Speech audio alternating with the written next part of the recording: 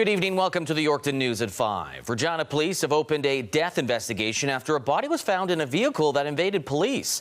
Police found the vehicle a short time after attempting a traffic stop on Saskatchewan Drive near Albert Street. It was located by the aerial support unit, but all occupants had left the vehicle and fled the scene. Officers searched it and found a dead body inside. Further investigation led police to a home on a 3700 block of Dutney Avenue. Now, the death is considered suspicious. Police continue to investigate. The federal government's firearm buyback program officially opened today, but the feedback on the rollout here in Saskatchewan is largely negative. That includes owners of businesses like Cash Tactical Supply, who sell legal firearms, and the Canadian Taxpayers Federation. Both say that the Canadian government's plan to curb gun violence in Canada is aimed at the wrong demographic, saying the focus should be on stemming the flow of illegal drugs coming into Canada instead of taking guns out of the hands of law-abiding citizens. It's not a buyback, it's forced confiscation.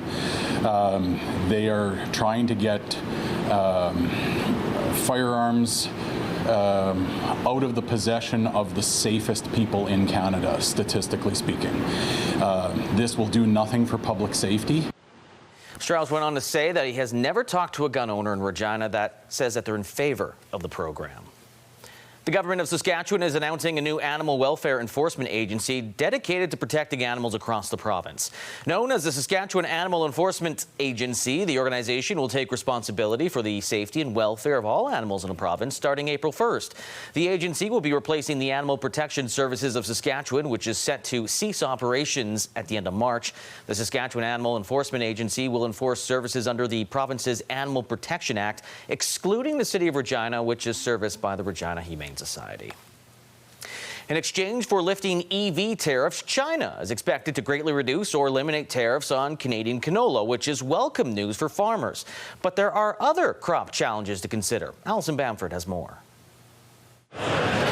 Farmers are browsing some of the greatest gadgets in the field. And then you split up the fan direction. But shopping around won't help producers if their crop can't grow a profit. Now we have to figure out what's going to lose the least amount of money. The cost of production is up while crop prices have slipped substantially. Trade uncertainty and overproduction are driving the markets down, even with China's new trade agreement that will lower tariffs on canola and peas.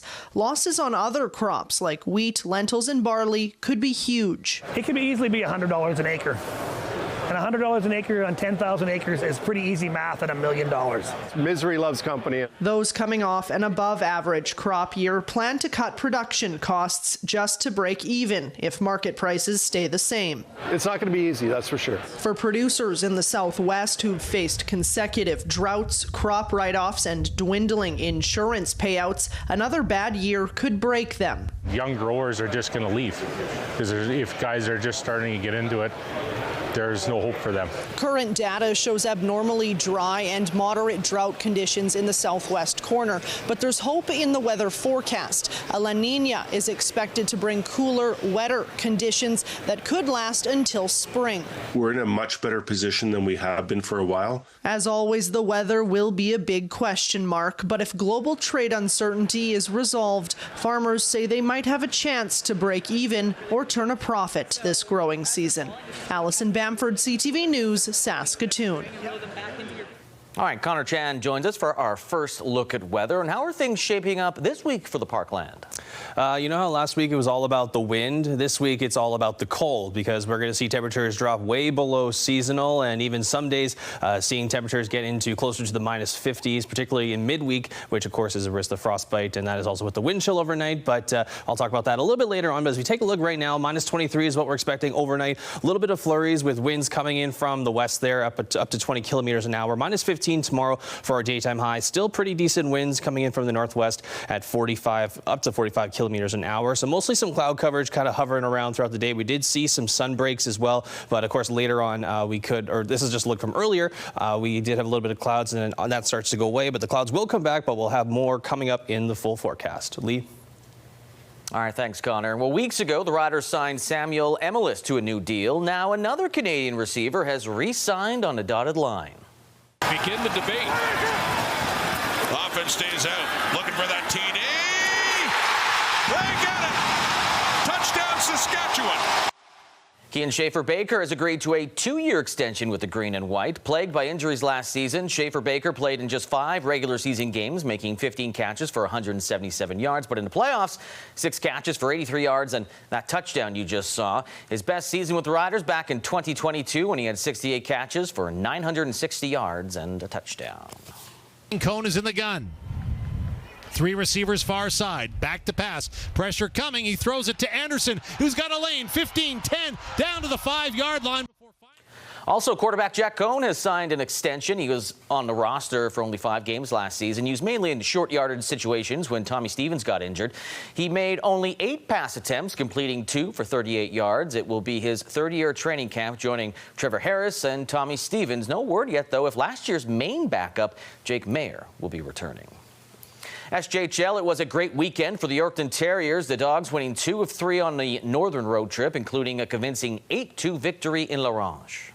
Corshane up to Reese, back to Corshane. His shot, he scores. Gabriel Corshane scored a hat trick to give him 22 goals on the season, putting him 2 back of William Leonard for the team lead. Jay Zawatsky had a game as well with 5 points. On Friday, Terriers beat Nipawin 7-5, but they did lose to Flin Flon 6-3 on Saturday. So, because of that strong weekend, the Terriers have jumped into 5th place in the SJHL standings, 1 point up on Estevan with a game in hand. They are also 3 points back of Weyburn and Nipawin, 2 games in hand on the Wings, 1 game on hand against the Hawks. As for the Millionaires, they are tied for the final playoff spot with Humboldt, although the Broncos do have a game in hand. Melville's next game is tomorrow in Nipawin. As for the Terriers, they don't play again until Friday at home against Kindersley. And Regina-born snowboarder Mark McMorris is qualified for the 2026 Winter Olympic Games. Exciting news. I have qualified for my 4th Olympic Winter Games. Very excited. Thank you for the ongoing support. See you in Italy. Man, 4 games competing in big air and slopestyle snowboarding. You did hear him say it's his 4th Winter Olympics. He's won multiple gold medals in world championships so far. McMorris will be heading to Italy for the games, which will take place from February 6th to the 22nd. It can be difficult to enjoy the outdoors during the colder months in our province, but a partnership between 2 Saskatchewan-owned businesses is giving people an opportunity to get outside with sled dogs and a sauna. Ellie Mandrick has more. In a unique combination of events, visitors of Blackstrap Provincial Park had the opportunity to enjoy some adventure, followed by some relaxation over the weekend. I thought it would be a really great collaboration to offer a sled dog and then a sauna after, because sometimes it can be really cold when you're dog sledding, and then I thought it'd be really amazing for guests to come after and sauna.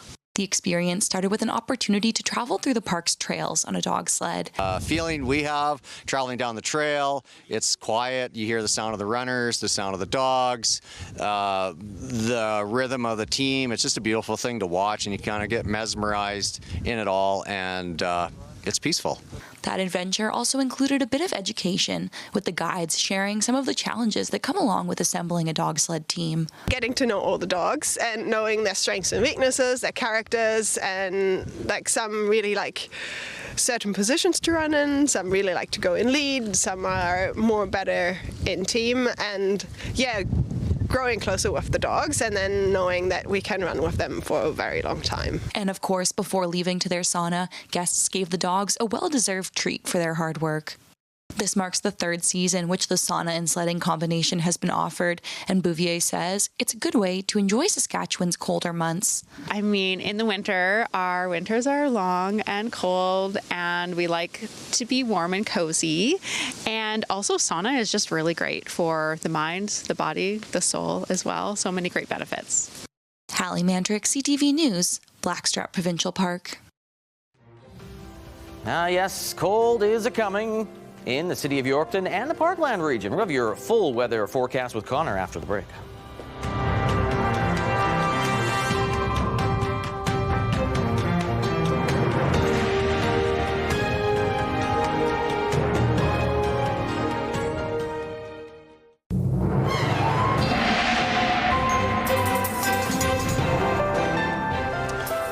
Taking a look look now with this weather shot that we got here. You know, a little bit of wind still in the areas though, but and that is going to be a little bit of another story going into the next couple of days here in Yorkton. And along with that is also going to be some colder temperatures. Now, as we look at the radar map just from a little earlier in the day today, pretty clear for the most part. It did get a little cloudier into the early parts of the morning, but then it did clear off. So we had a nice little sunny day there and still a little bit of cooler temperatures as we take a look a little bit more in depth into the Parkland area. So yeah, a little bit of flurries made its way through down more southeast, but for the most part, a nice clear, calm day. But this is what it's going to look like going into the next 24 hours or so. So here is a look at around 7 a.m. We could see a little bit of flurries that are beginning overnight that could carry over into tomorrow. And then as we look ahead into Tuesday around 2 o'clock, more so cloud coverage coming in as well as flurries up north in the Hudson Bay area.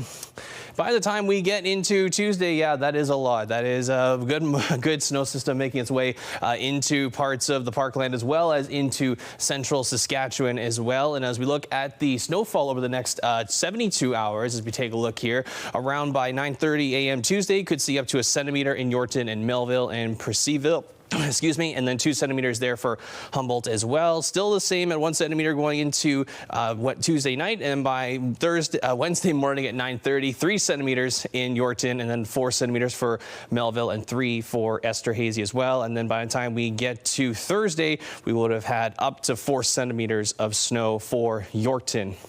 Now here is a look at the forecast for overnights in some other areas. -24 for Swan River, -22 in Hudson Bay, all with some cloud coverage. We could see some snow expected overnight in areas like Wynyard and Melville, sitting there at -21 and -23, -15 also for Watrous and Humboldt as well. They also could see a bit of scattered flurries as well. Now looking ahead to tomorrow, snow expected, as I mentioned, for most of the Parkland areas, -9 for Watrous and Humboldt, -13 for Wynyard as well. -14 also for Melville, as well as -14 with some cloud coverage in Hudson Bay and in Swan River. Now, overnight tonight in Yorkton, expect some scattered flurries overnight with the winds not as bad as it was, of course, last week, with winds coming in from the west up to 15 kilometers an hour at -23 overnight. And then going into tomorrow, we will see mostly cloud coverage and a little bits of sun throughout the day there. But, of course, expect some snow early on into the morning. And then, of course, by late evening, around that 11 o'clock mark, we could see more flurries as well with a high of -15.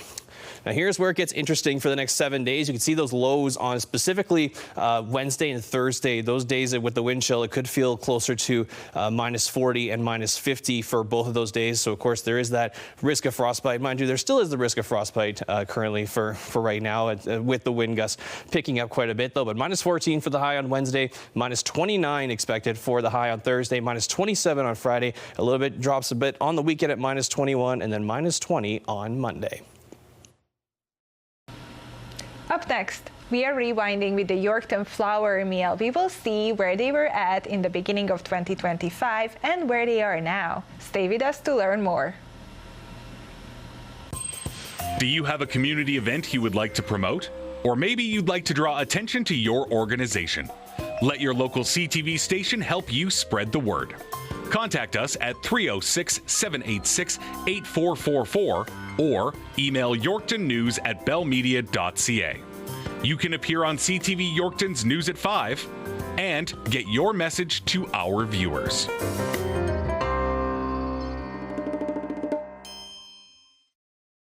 Our community brought to you by Key Auto Group. Experience clear and simple car buying online all the time.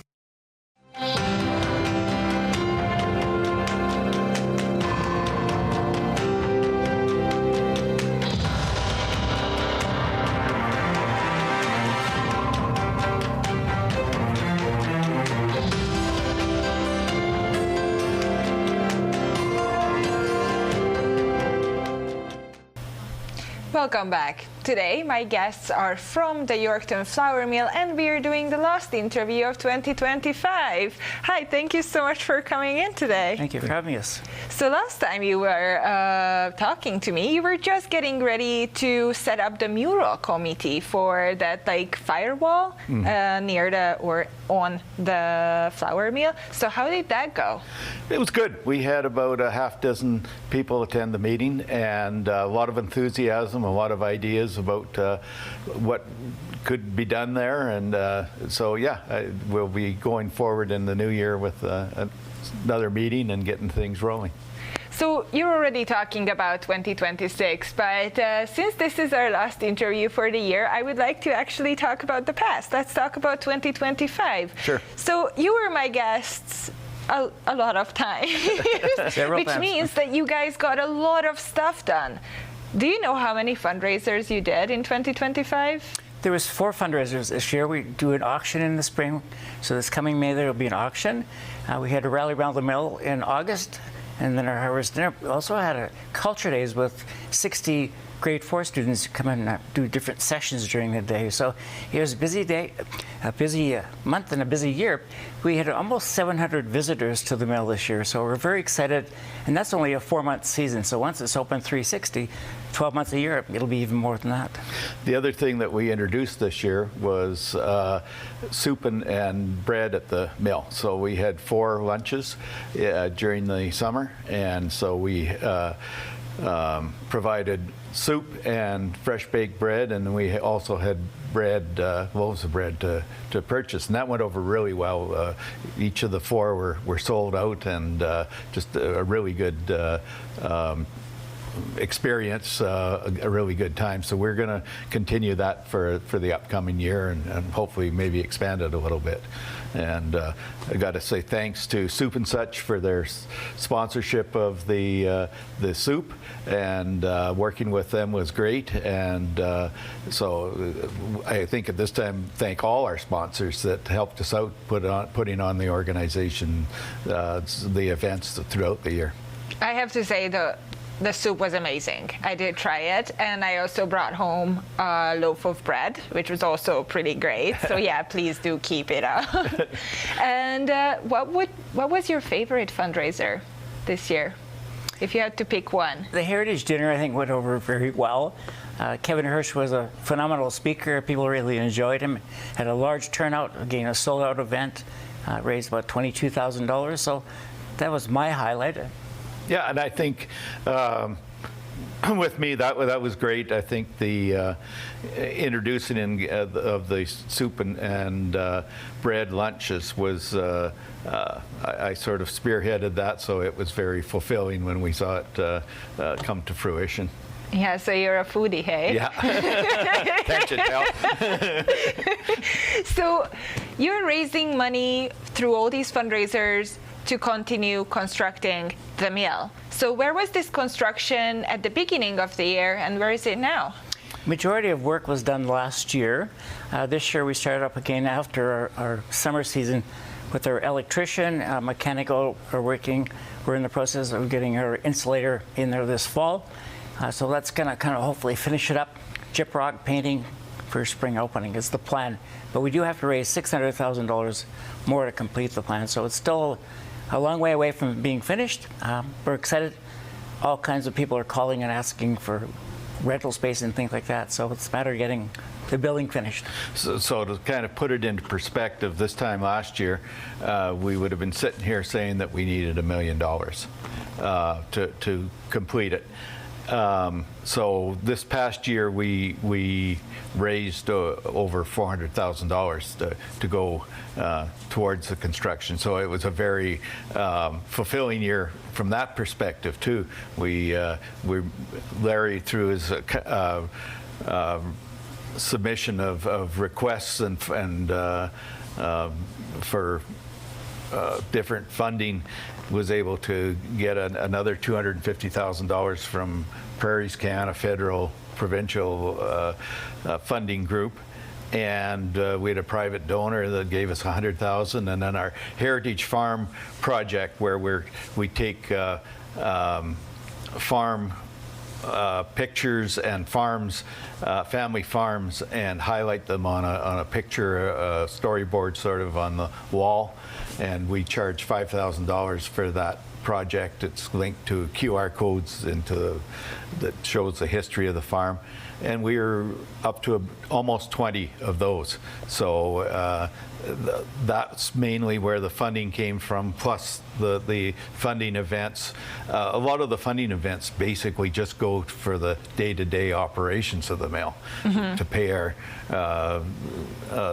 costs that we have to keep the insurance and all that. But yeah, so we did really good this year on the fundraising, but we still are as Larry said, that $600,000 short. Well, you know what? My house needs renovating, so I think when we get done with this project, we'll take on your... Yeah, please. That's what I wanted to say, like, off camera. I have some questions to you. But thank you so much for coming in today. It was amazing to have you guys all year round. And I'm looking forward to 2026 and any news about the Yorkton Flour Mill. So thank you again. Thank you for your coverage. We appreciate that.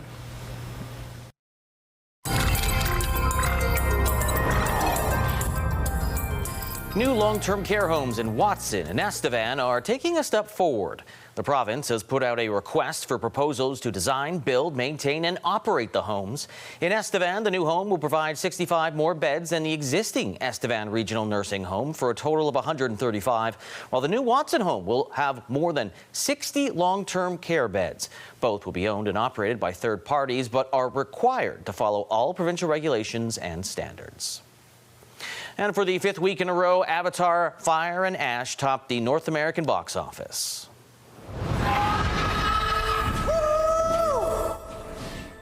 Third installment of the blockbuster fantasy series raked in an additional $17.2 million U.S. from Monday to Friday. The film's worldwide total sits now at more than $1.3 billion. It's the 4th time a James Cameron film has surpassed the $1 billion mark, following the first two Avatars and Titanic. That's all the time I have for your 5 o'clock news. I'll be back at 6 with all your local headlines. But for now, get ready for national news.